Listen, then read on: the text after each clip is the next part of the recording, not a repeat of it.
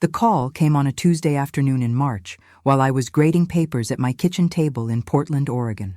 My sister-in-law Rachel's name flashed on the screen, which was unusual. We were friendly enough at family gatherings, but she rarely called me directly. Usually any communication went through my brother James. "Christine, hi," Rachel said, her voice carrying that breathless quality she got when she was excited about something. "Do you have a minute? I need to talk to you about something important." I set down my red pen and gave her my attention. Rachel was married to my younger brother James, and they'd been together for 12 years. She worked in real estate, he was an engineer, and together they made decent money, or at least they should have. But they always seemed to be struggling, always making choices that kept them perpetually on the edge of financial disaster. Of course. "What's going on?"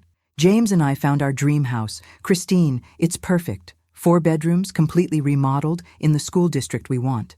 But we need to move fast because there are other offers coming in. The problem is we're about $30,000 short on the down payment." My stomach sank. I knew where this was going. "Rachel, I'm not really in a position to—" I know. We're not asking you to give us the money. We're asking to borrow it. Just temporarily, until we can refinance and pull equity out of James's rental property. 3 months tops. We'll pay you back with interest." I thought about my savings account, the $45,000 I'd accumulated over 15 years of teaching, living frugally, saving every spare dollar. It was my safety net, my retirement cushion, my down payment fund for when I was ready to buy my own place. I was 42, single, and that money represented my entire financial security. "Rachel, I don't know." "That's a lot of money. We wouldn't ask if we weren't desperate. Christine, this house won't last. If we don't move today, we'll lose it. And honestly, you're the only person we can turn to. James's parents don't have that kind of cash. And my family—" She trailed off, leaving the implication hanging. Her family wasn't an option. "Can I think about it?" "There's no time to think. We need to make the offer today, and we need proof of funds. Christine, please. We're family. James would do this for you in a heartbeat. Would he?" I wasn't sure.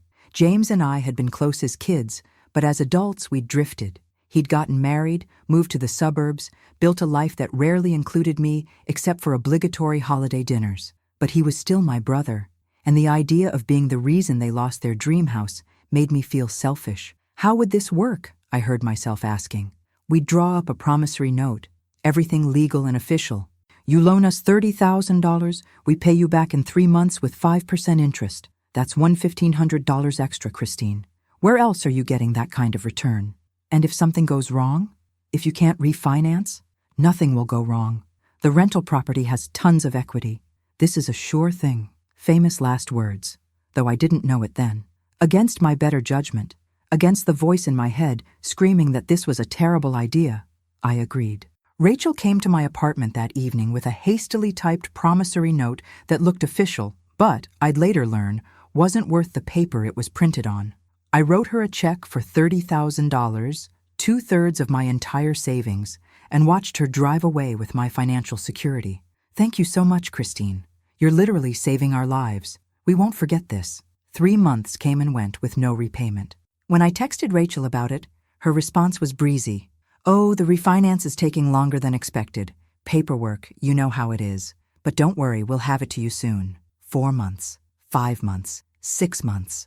Each time I asked, there was a new excuse. The appraisal came in low, the lender needed more documentation, they were waiting for interest rates to drop, and each time Rachel's tone suggested I was being unreasonable for bringing it up. "Christine, you're family. You're acting like we're strangers. We said we'd pay you back, and we will. Stop stressing about it." But I was stressing. I'd been looking at apartments, ready to finally buy my own place after years of renting. Now, with $30,000 gone, I couldn't afford a down payment. I was stuck in my small 1-bedroom rental, watching housing prices climb further out of reach, while James and Rachel posted photos on social media of their beautiful new home and their renovations, new furniture, a backyard pergola, a hot tub. They couldn't pay me back, but they could afford a hot tub. At Thanksgiving, held at their new house, I tried to talk to James privately. "Hey, it's been 8 months.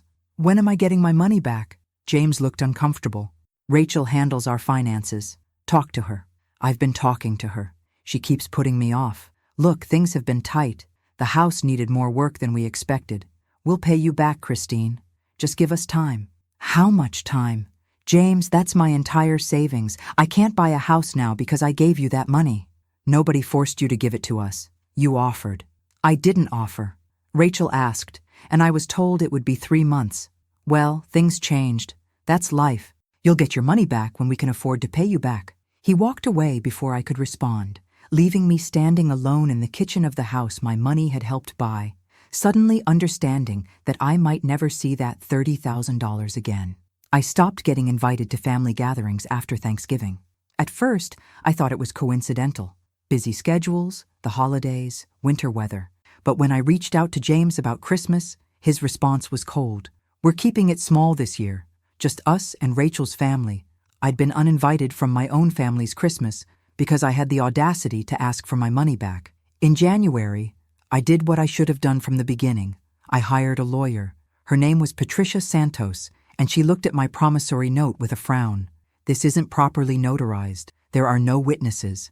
And the terms are vague. It says, approximately 3 months, which gives them wiggle room.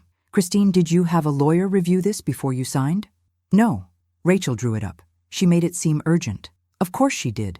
That's how these things work. Create urgency so you don't have time to think or get proper advice. Patricia set down the paper. Here's the reality. Yes, this is technically a legal document, and yes, you can sue for repayment. But litigation is expensive and time-consuming. And even if you win, collecting on a judgment is a whole different battle. Do they have assets? They own 2 properties now. The house I helped them buy and a rental property James owned before they married. The rental property might be in just his name, which complicates things. And the house they live in. Oregon has homestead exemptions. You might not be able to touch it even with a judgment. I can send them a demand letter, but Christine, I have to be honest, family loan cases like this are incredibly difficult.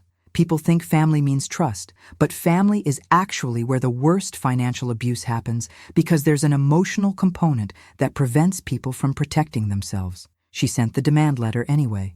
Rachel's response came via email 2 days later. Christine, I can't believe you're involving lawyers. We've always said we'd pay you back, and we will. But now you're treating us like criminals. This is really hurtful. James is devastated that his own sister doesn't trust him. Maybe once you calm down and stop being so aggressive, we can work something out.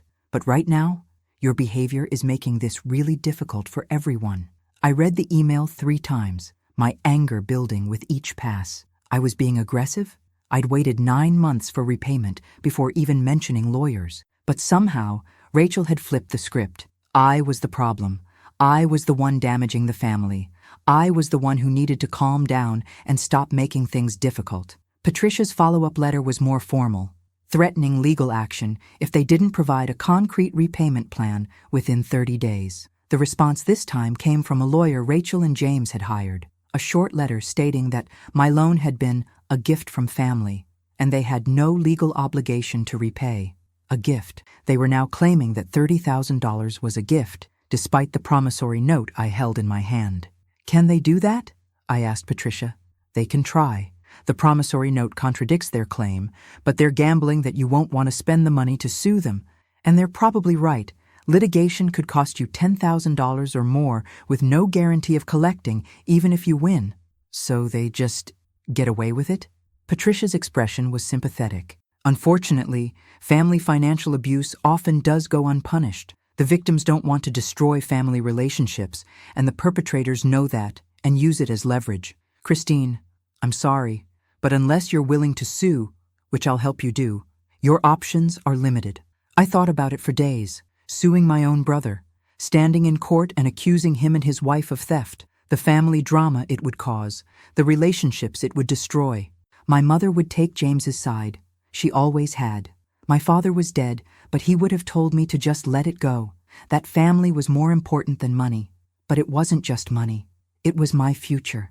It was 15 years of careful saving, of denying myself vacations and new cars and all the things my peers enjoyed, because I was building something.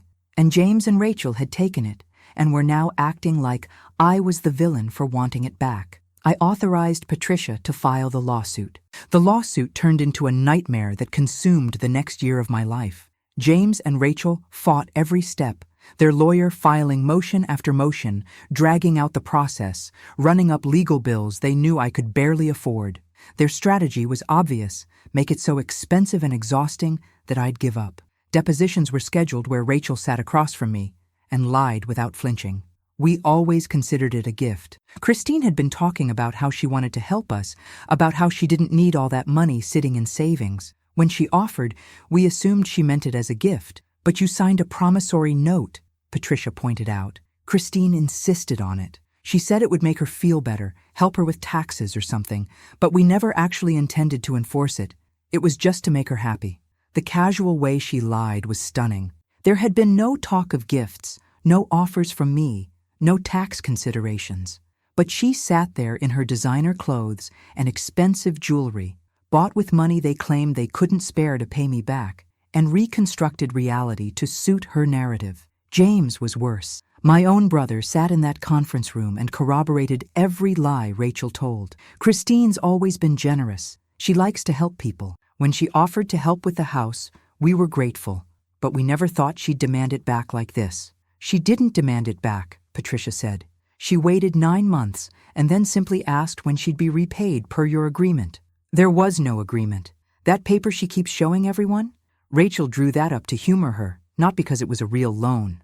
I wanted to scream. I wanted to reach across the table and shake my brother until he remembered who he used to be. The kid who'd borrowed my bike and always returned it, who'd asked to borrow $20 in college and paid it back the next week, who'd once told me I was his hero because I worked 2 jobs to help put myself through college. Where was that James? When had he become this person who could lie so easily about stealing from his own sister? The trial was scheduled for June, 15 months after I'd made the loan. By that point, I'd spent $12,000 on legal fees, money I couldn't afford, drawn from credit cards and a small inheritance from my grandmother.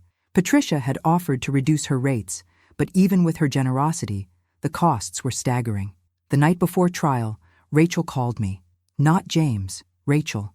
Christine, this has gone far enough. You're tearing apart this family over money. Is that really what you want? I want my $30,000 back. We don't have $30,000 to give you. And even if we did, why would we give it to someone who's suing us? You've made yourself the enemy. You forced us to spend money on lawyers that we could have been using to pay you back. This is your fault. The gaslighting was masterful. I'd forced them to hire lawyers by asking for my money back. They couldn't pay me because they had to pay lawyers to avoid paying me. Rachel, you stole from me. You and James took my life savings under false pretenses, spent it on yourselves, and now you're trying to make me the villain. I'm not dropping the lawsuit. Then you'll lose your brother forever. Is that worth $30,000 to you?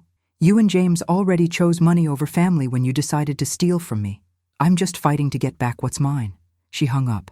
The next morning, in court, I watched my brother commit perjury, swearing under oath that the money had been a gift, that I'd insisted they take it, that the promissory note was meaningless. The judge, a stern woman in her 60s, listened to 3 days of testimony. She looked at the promissory note, at the text messages where Rachel had promised repayment soon, at the timeline of events.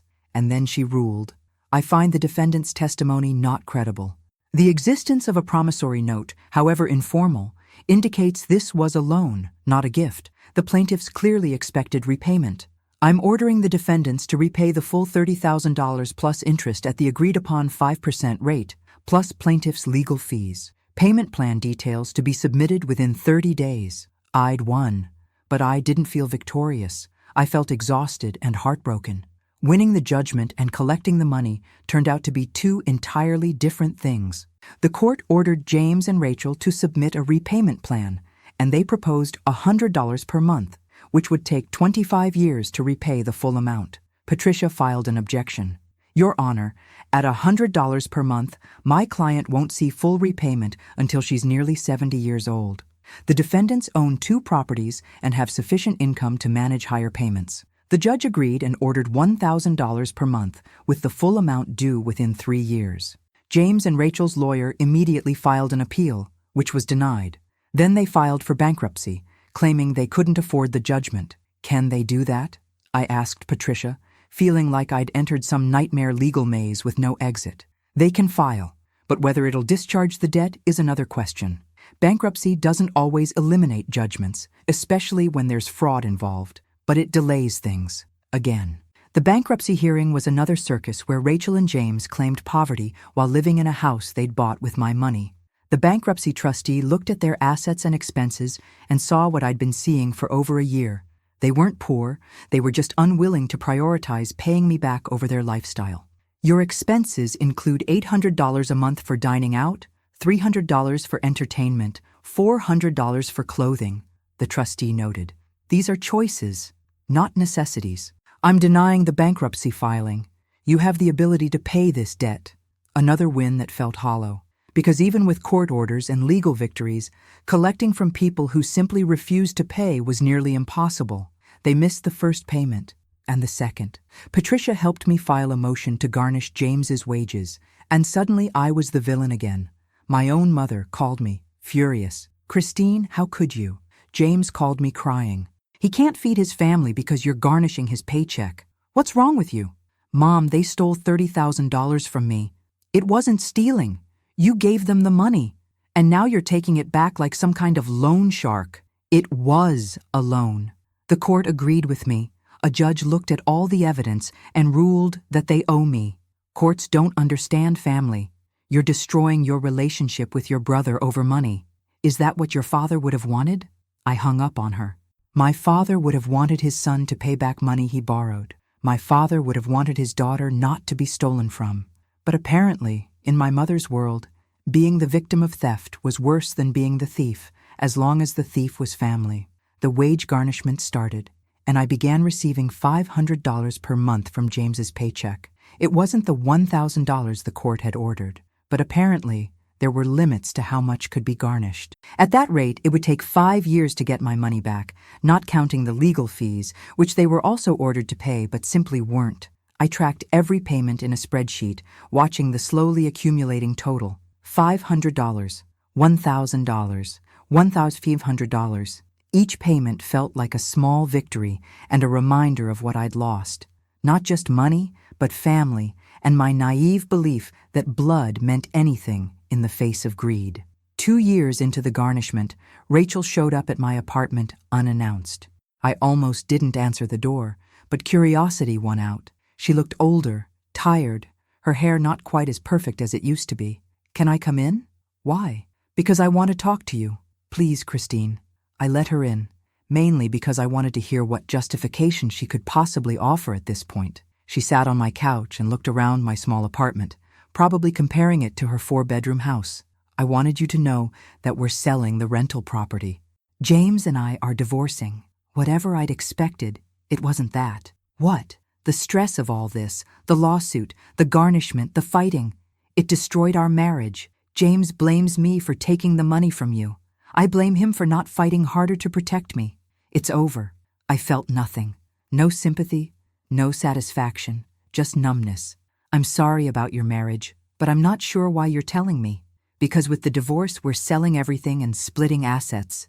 After it's all done, after lawyers and debts and everything else, I'll have about $40,000. I'm willing to give you $20,000 to settle the remaining debt if you'll agree to stop the garnishment." I did the math in my head. After 2 years of payments, they'd paid me about $12,000. With the legal fees and interest, they still owed over $35,000. Rachel was offering $20,000 to wipe out a $35,000 debt. "You want me to forgive $15,000? Christine, it's more than you'd get if you kept garnishing James's wages. The divorce means his income will be split. Child support, alimony. The garnishment won't be as effective. $20,000 now is better than hoping to collect $35,000 over the next 7 years. Be practical." I was being practical when I asked for my money back 3 months after the loan. "Like you promised. You turned it into this, and I'm sorry about that. I really am. James and I made mistakes. We got in over our heads, and instead of being honest with you, we tried to avoid the problem. But Christine, I'm offering you a way out. Take the $20,000 and move on with your life." I thought about Patricia's advice from 2 years ago. Litigation is expensive and uncertain. Collection is even harder. I thought about the $12,000 I'd spent on legal fees that I'd never fully recover. I thought about how tired I was, how much emotional energy this battle had consumed, how I'd become someone I didn't recognize, bitter, angry, consumed with winning a fight that had already cost me more than money. I need to think about it. Don't take too long. Once the divorce is final and the money is split, this offer disappears. After she left, I called Patricia. Take the settlement, she advised. I know it's not fair. I know it's not full repayment. But Christine, you're never going to get full repayment. They don't have it. And even if they did, getting it from them is like squeezing blood from a stone.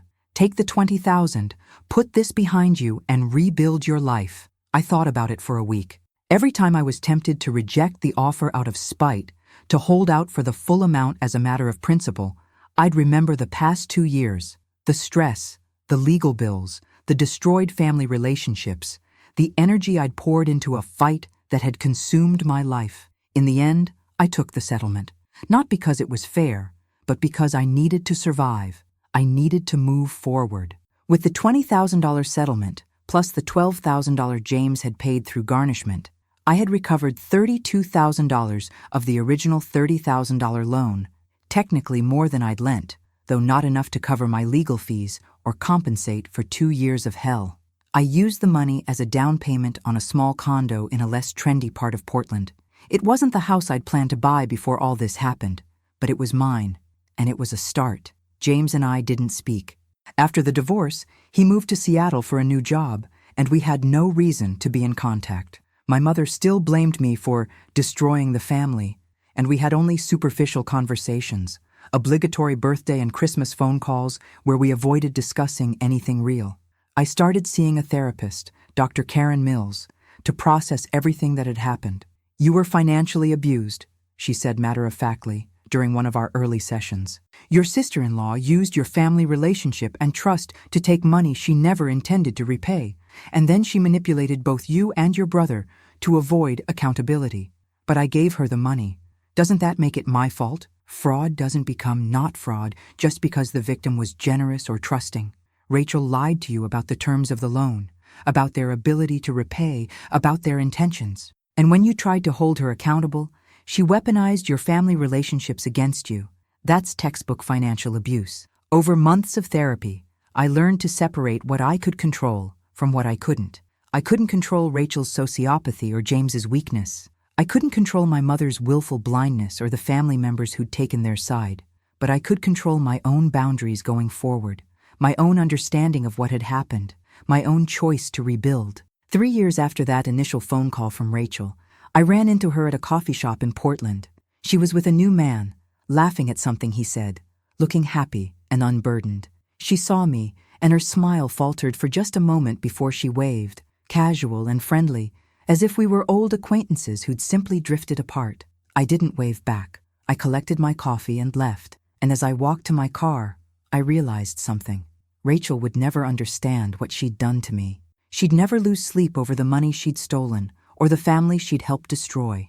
In her mind, she'd done nothing wrong. I'd offered money, circumstances changed, she'd done her best to pay me back, and I'd overreacted by involving lawyers. That was the truly horrifying thing about people like Rachel. They could take everything from you and act like it was nothing, because to them, it was nothing. Your loss was just an inconvenience they'd had to navigate, a problem they'd eventually solved by offering less than you were owed and calling it generosity. 5 years after the loan, I finally paid off the credit card debt I'd accumulated fighting for my money back. My condo had appreciated, and I'd been promoted at work. My life had recovered, though it looked different than I'd planned. I was more cautious now, less trusting, quicker to protect myself. Some would call that cynicism. I called it wisdom earned through pain. I never heard from James again. I'd lost a brother, but I'd also learned an important lesson. Family isn't defined by blood. Real family doesn't steal from you and then blame you for the theft. Real family doesn't weaponize relationships to avoid accountability. On the 5-year anniversary of writing that check, I did something symbolic. I burned the original promissory note Rachel had given me. It had served its purpose in court, and now it was just a reminder of my worst decision. I watched the paper curl and blacken in my fireplace, and I let go of the fantasy that I'd ever get a genuine apology or see full justice. Rachel had taken my money and acted like it was nothing, and in the end, the most powerful thing I could do was rebuild my life and refuse to let her theft define me. She'd stolen $30,000, but she hadn't stolen my future. I'd fought for it, clawed it back piece by piece, and built something new. It wasn't the life I'd planned, but it was mine, hard-won and protected, and no one would ever take it from me again.